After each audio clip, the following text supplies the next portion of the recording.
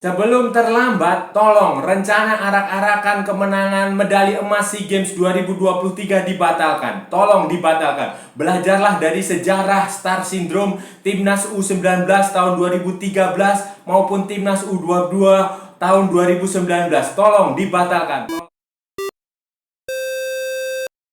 Halo saudara-saudara, jumpa lagi dengan komentator gadungan di sini. Dengan komentator yang gadungan. Seperti biasa saudara-saudara, kalau kita sudah bertemu pasti akan ada yang kita bicarakan, baik yang serius maupun yang tidak serius, baik yang penting maupun yang tidak penting, baik yang sekedar bercanda maupun yang hanya guyon. Basa-basi apa semua kita bahas saudara-saudara. Bebas saudara-saudara, bebas. Yang penting sopan.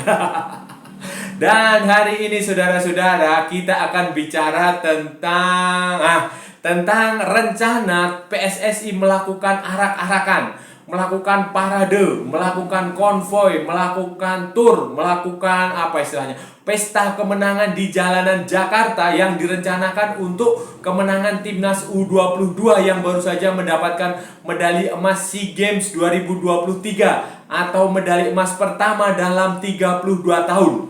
Ini akan kita bahas saudara-saudara karena ini berbahaya saudara-saudara, berbahaya. Menggelar konvoy semacam ini berbahaya, bukan masalah melanggar lalu lintas, bukan. Tapi belajarlah dari sejarah bahwa konvoy seperti ini justru membuat pemain terlena, justru membuat pemain besar kepala, justru membuat pemain merasa star syndrome. Setelah itu mereka ngampas, mereka tidak bisa berkembang, hancur semuanya. Jadi sebelum terlambat ya, tolong rencana ini dikaji ulang. Kalau perlu dibatalkan, nggak perlulah pakai arak-arakan, nggak perlulah pakai konvoy segala macam. Itu penting saudara-saudara. Nah, itu akan kita bahas di edisi kali ini saudara-saudara. Saudara-saudara, seperti yang sudah kita ketahui bersama, yang dalam beberapa hari terakhir ini menjadi perbincangan di seluruh dunia. Bukan hanya di Indonesia, di seluruh dunia. Timnas Indonesia U22, Timnas SEA Games 2023 berhasil mendapatkan medali emas melalui sebuah pertarungan, sebuah pertempuran, sebuah pertandingan, sebuah perlawanan yang menurut saya berada di luar nalar, berada di luar akal sehat, tidak masuk akal, tidak logis. Bayangin, hanya sebuah kompetisi selevel Asia Tenggara, SEA Games pula, yang tidak ada di agenda resmi FIFA, yang bukan sesuatu yang mempertaruhkan reputasi FIFA, bukan. Hanya sebuah, ya kalau levelnya ya mungkin kalau di Indonesia selevel kecamatan lah, atau semacam selevel desa, tetapi pertandingannya benar-benar mengalahkan final Liga Champion, benar-benar mengalahkan final Piala Dunia. Pemberitaannya itu bukan hanya di Indonesia, bukan hanya di Thailand, bukan hanya di Asia Tenggara, tapi sampai ke media-media di luar negeri, di Spanyol, seperti Marca, seperti AS, seperti El Mundo Deportivo, sampai ke Inggris seperti The Sun, The Guardian, Daily Mail, apalagi semua banyak, sampai ke Argentina, di sana ada Ole, ada Claro, sampai ke Brasil ada Globo, ada macam-macam lah, sampai ke seluruh dunia, sampai ke Wakanda. Sampai ke Uganda, Zimbabwe, semua membahas pertandingan final SEA Games 2023 antara Indonesia dan Thailand. Yang final yang benar-benar panas, benar-benar membuat banyak orang di seluruh dunia terkejut, kaget, heran. Pertandingan yang mungkin ini baru hanya ada pertama kali di SEA Games, bahkan di level Asia dunia ya. Pokoknya ini pertandingan yang benar-benar tidak masuk akal lah. Bagaimana sebuah banjir kartu merah, banjir kartu kuning, bagaimana sebuah perkelahian massal terjadi 2 kali. Semua media di seluruh dunia membahas itu saudara. Dan ini belum pernah ada dalam sejarah SEA Games. Dalam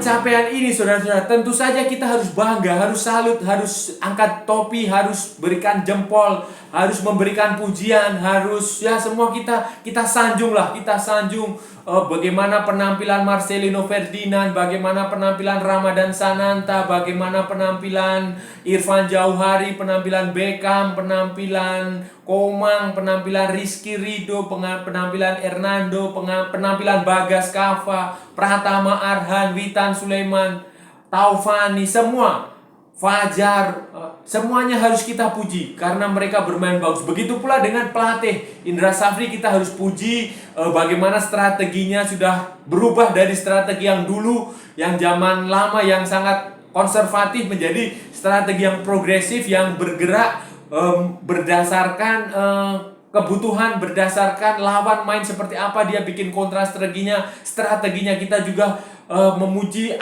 peran asisten pelatih mereka, Kurniawan, Bima Sakti, Eko Purjianto, Yeyen Tumena, yang memberikan masukan yang sangat bagus, yang modern lah menurut saya, yang modern, yang tidak lagi terpaku pada cara permainan yang dahulu, yang kalau kita kenal Indra Safri itu permainannya begitu-begitu aja, monoton, begitu-begitu aja. Jadi ya kalau umpan pendek ya begitu, pokoknya begitulah, membosankan. Tetapi yang terjadi di SEA Games 2023 ini sangat progresif, sangat modern, dan bahkan jauh lebih modern, jauh lebih progresif, jauh lebih maju dengan apa yang dilakukan Sintayong. Itu pokoknya baguslah. Jadi menyesuaikan sesuai kebutuhan. Apa yang dilakukan lawan dicoba diimbangi begini, lawan melakukan begini, Indra Safri melakukan begini.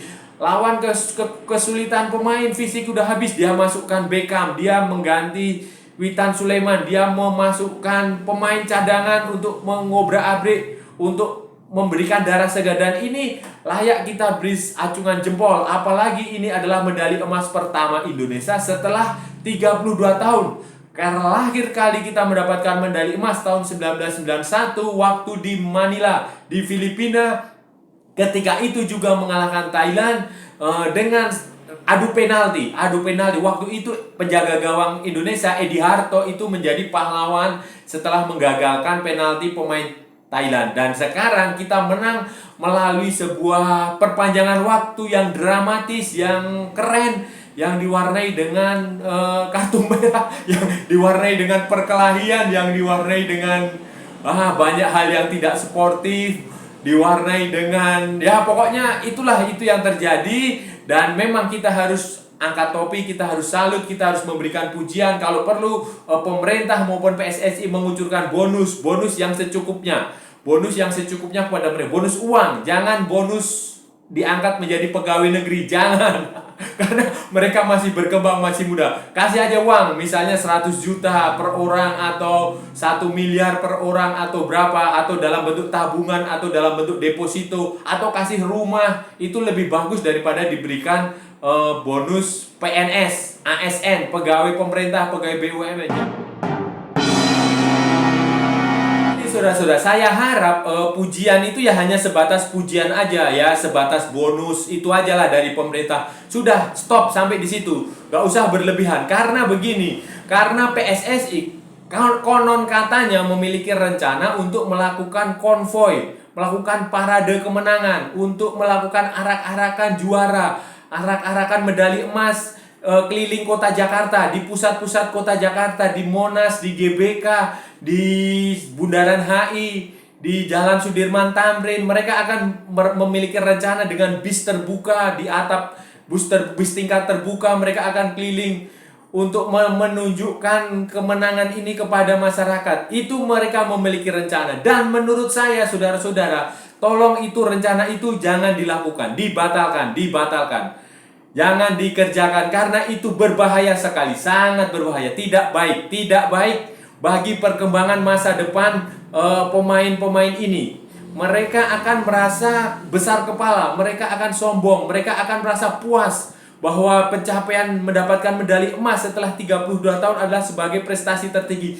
Jangan seperti itu. Kenapa? Karena mereka itu masih muda, masih umur 21, umur 20, bahkan Marcelino baru 18, umur 22. Pokoknya itu mereka itu masih muda. Masa depan mereka itu masih sangat cerah, masih panjang, masih bisa meraih sesuatu yang lebih baik lagi dari sekedar emas SEA Games. Agenda ke depan masih panjang, masih ada Asian Games yang mereka bisa ikuti. Masih ada Piala Asia U23 yang mereka bisa ikuti, yang kualifikasinya kemungkinan besar akan diselenggarakan di Indonesia. Jadi peluang untuk lolos masih ada. Kemudian masih ada level senior itu masih ada, karena masih ada Piala Asia U2023. Mereka bisa main di situ karena beberapa pemain itu juga pemain senior. Masih ada lagi FIFA Matchday yang jauh lebih penting untuk meningkatkan peringkat FIFA Indonesia. Masih ada banyak lah, dan tahun depan masih ada Piala AFF, masih ada lagi banyak sekali, dan tim ini masih bisa bertahan setidaknya 10 tahun. 10 tahun kalau mereka tidak diganggu oleh hal-hal non teknis seperti ini. Arak-arakan, konvoy, pujian yang berlebihan itu adalah racun. Itu adalah candu. Semakin sering mereka berikan pujian, berikan penghargaan seperti itu, dipertontonkan kepada apalagi nanti kalau sudah diundang ke acara televisi itu.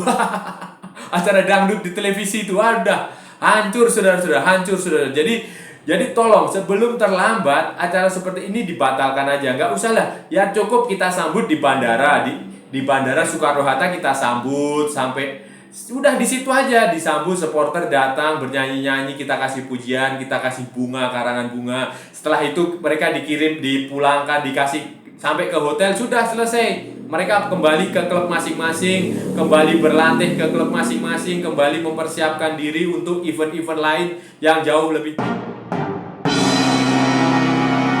Saudara-saudara, kenapa saya menentang sekali rencana konvoy, rencana keliling, arak-arakan, parade, pesta seperti ini? Saya menentang sekali, dan saya fatwakan haram.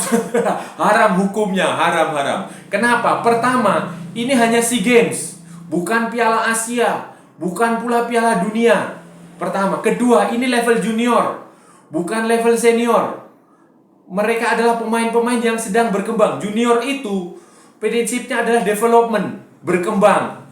Kalau mereka dalam proses perkembangan sudah diberikan seperti ini, diperlakukan seperti bintang, seperti layaknya Lionel Messi waktu juara Piala Dunia, ya niscaya karir mereka akan terhenti, mereka akan merasa besar kepala, mereka akan merasa ya udah ini udah maksimal. Ini sudah menjadi juara SEA Games itu sudah terlalu hebat, sudah tidak ada tandingannya, apalagi setelah 32 tahun. Generasi-generasi sebelum mereka tidak ada yang bisa melakukannya. Jadi ini akan membuat mereka besar kepala, mereka akan merasa hebat, mereka akan merasa sebagai bintang besar, mereka akan merasa level mereka sama seperti Lionel Messi, sama seperti Cristiano Ronaldo, sama seperti siapa lagi?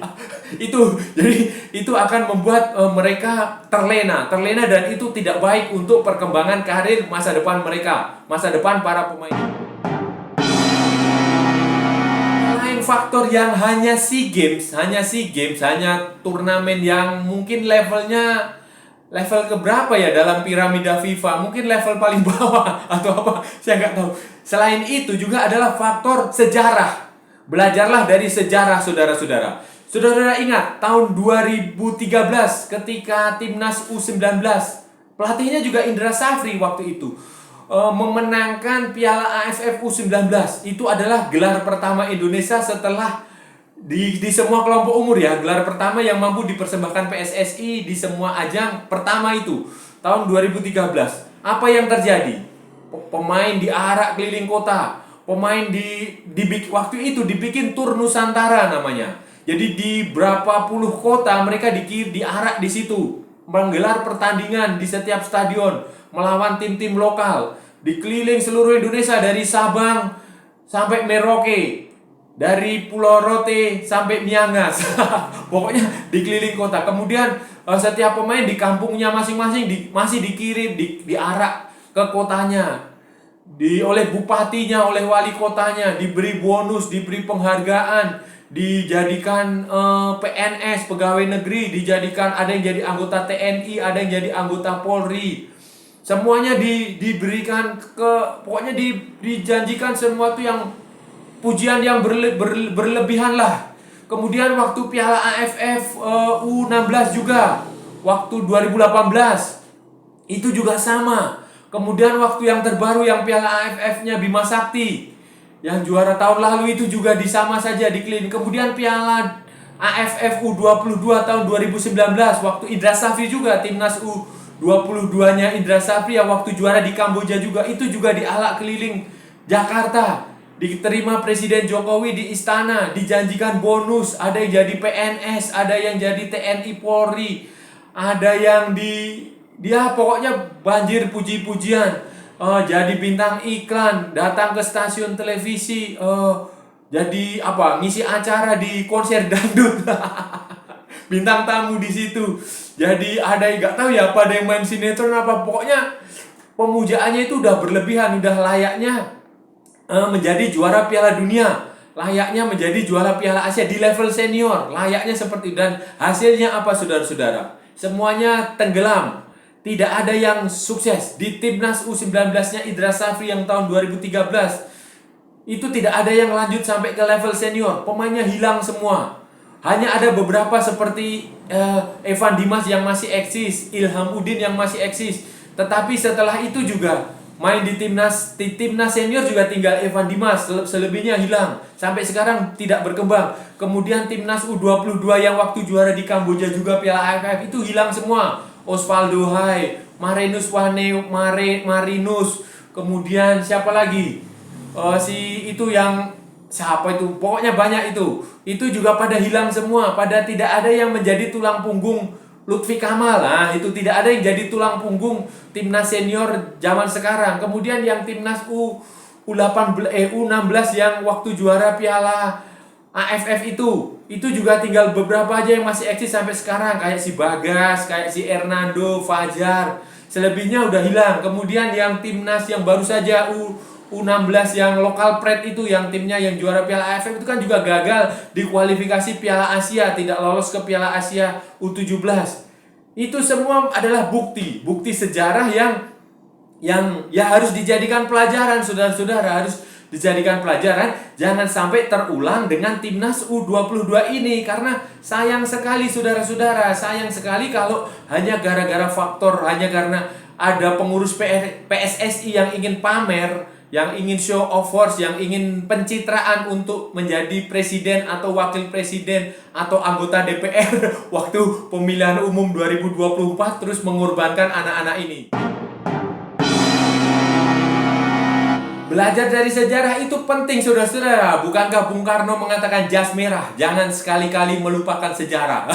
Itu penting, dan bukan hanya sejarah yang harus kita pelajari, tapi juga kita lihat tetangga-tetangga kita, bagaimana perlakuan mereka terhadap timnas yang mendapatkan kemenangan, mendapatkan gelar juara di level junior. Di level junior, kita lihat Vietnam waktu juara, waktu dapat medali emas SEA Games juga biasa aja, nggak ada arak-arakan, nggak ada konvoy. Thailand nggak ada itu konvoy, mereka juara piala apapun itu, dapat SEA Games, bahkan Piala AFF pun mereka nggak ada konvoy. Kemudian Malaysia yang nggak usah jauh-jauh, waktu mereka tahun lalu juara Piala AFF U19 juga nggak ada konvoy di Kuala Lumpur. Waktu mereka dapat SEA Games, emas SEA Games, juga tidak ada konvoy, tidak ada arak-arakan. Jadi tidak ada negara lain yang memperlakukan timnas junior itu seperti di Indonesia, di konvoy tidak ada. Jadi belajarlah dari mereka. Yang kalau di level senior saya bisa paham, misalnya levelnya sudah juara Piala Asia, seperti waktu Qatar juara Piala Asia, seperti waktu Australia juara Piala Asia, seperti waktu juara Piala Dunia, seperti waktu Argentina yang terbaru juara Piala Dunia. Mereka keliling konvoy sampai 5 juta orang hadir di Buenos Aires, di pusat kotanya Buenos Aires, sampai crowded, sampai konvoynya nggak bisa lewat. Waktu Prancis juara Piala Dunia, mereka konvoy di pusat kota. Itu bisa saya maklumi, saudara-saudara, bisa saya maklumi.